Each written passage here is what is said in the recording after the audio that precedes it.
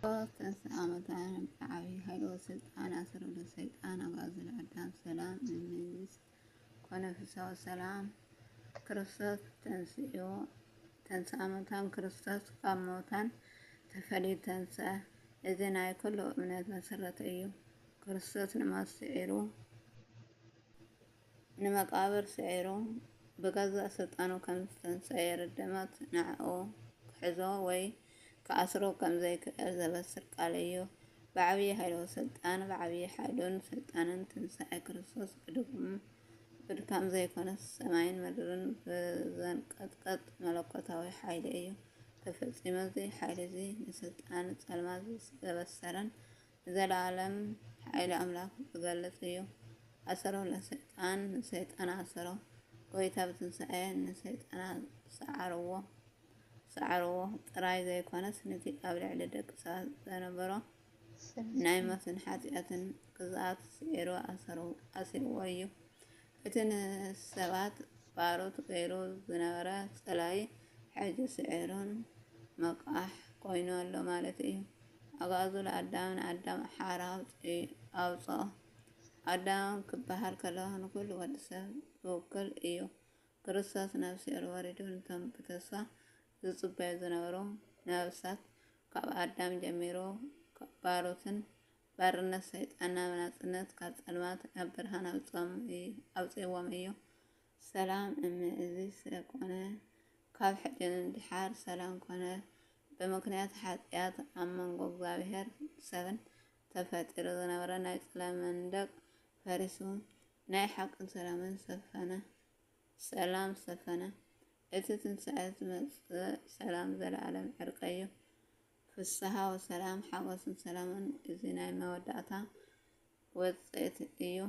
ትንሣኤ ንሓዘን ናብ ታሕጓስ ንጭንቀት ናብ ዕረፍቲ ቀይርዎ እዩ። ስለዚ ሕጂ ኣብ ደቂ ሰባት ፍጹም ዝኾነ ሰላምን ሰማያዊ ሓጎስን ነጊሱ ኣሎ። ብሓፈሻዊ ትሕዝቶ እዚ ምስጋና እዚ ክርስቶስ ንሞት ስዒሩ ንሰይጣን ኣሰሮ ንደቂ ሰባት ካብ ባርነት ኣውፅኦም ንዓለም ብምልኣታ ሰላምን ሓጎስን ከም ዘምጽአላ ዝገልጽ ናይ ዓወት ኣዋጅ እዩ። ካብ መቃብር ተስፋ ምቁራጽ መልዓል ተንስአ ማለት ካብ ሞት ናብ ህይወት ምምላስ ጥራይ ዘይኮነስ ካብ ዝኾነ ዓይነት ውድቀት ምልዓል ማለት እዩ። ኣብ ህይወትና ብሰንኪ ስራሕ ሕማም ወይ ማሕበራዊ ፀገማት ተስፋ ምስ እንቆርጽ ክርስቶስ ተንሥአ ዝብል ቃል ሓይሊ ክኾነና ይግባእ።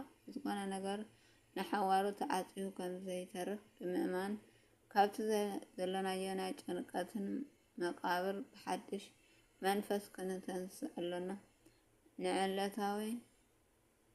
ንኣሉታዊ ሓሳባት ምእሳር ኣሰሮ ለሰይጣን ሰይጣን ናይ ጸላኢ ቀነ ቅርሕንትን ናይ ሕርቃንን ምንጭ ተገይሩ ይውሰድ። ኣብ ህይወትና ነቶም ንሰላምና ዝዘርግሑ ኣሉታዊ ሓሳባት ንኣብነት ሕነ ምክዳይ፣ ብከላ ክፉእ ምምናይ ከነኣስሮም ይግብኦ። ንሕና ንገዛ ርእስና ክንሕግዞ ከለና እቲ ሕማም ዝኾነ ሓሳባት ክንኣስሮ ከለና እና ነቲ ኣሰረለ ሰይጣን ዝብል ቃል ኣብ ተግባርና ነውዕሎ።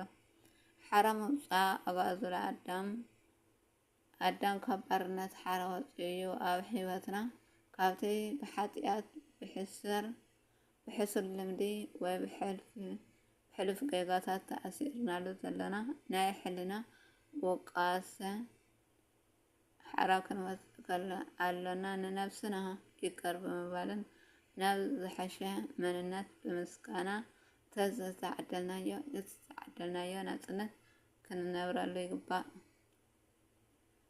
ሰላምን ዕርቅን ምፍጣር ሰላም እዚ ኮነ ትንሣኤ ምስ እግዚአብሔር ምስ ሰብን ሰላም ዝተፈጠረሉ እዩ።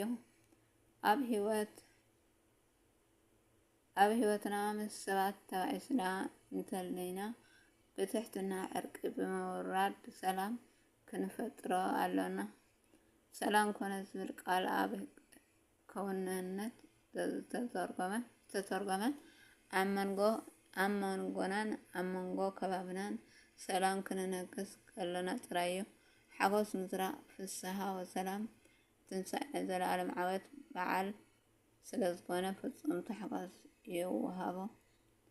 ኣብ ህይወትና ህይወት ብመረት ዘይኮነ ብታሕጓስ ክንመርሖ ይግባእ። ነቶም ዝሓዘኑ በመጽናዕናዕ ንዘሎና ንእሽቶ ነገር ብምስጋን ከምኡ'ውን ኣብ ከባብና ብርሃንን ሓጎስን ብምዝርጋሕ ነቲ ትንሳኤ ኣብ ውሽጢ ህይወትና ንክንነብረሉ ክንገብሮ ንክእል ኢና። ብሓፈሻ እቲ ምስጋና ካብ ቃላት ሓሊፉ ናብ ህይወት ከምፅአና እንተኮይኑ ይቅር በሃልቲ ተስፋ ዘይንቆርጽ ንሰላም እንጽዕር ብሓጎስ እንነብር ክንከውን ኣሎና። አሜን። ቃል በረከት ሳናስ ለባብ ናይ ቀርባል እግዚአብሔር አምላክ እስከብረን ዝሰንስከነን ይኹን።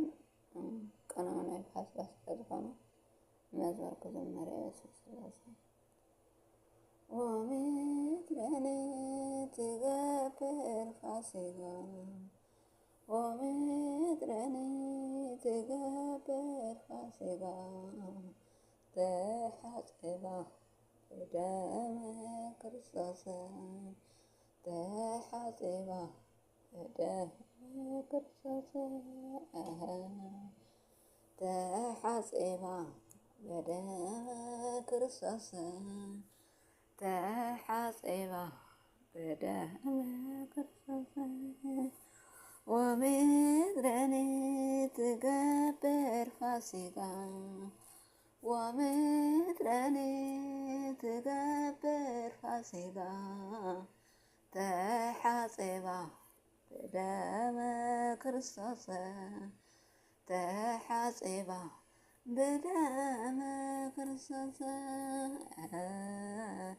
ተሓጽባ በደመ ክርስቶስ ተሓጽባ በደመ ክርስቶስ ወምድረን ትገብር ፋሲካ ወምድረን ትገብር ፋሲካ ተሓጽባ በደመ ክርስቶስ ተሓጽባ በደመ ክርስቶስ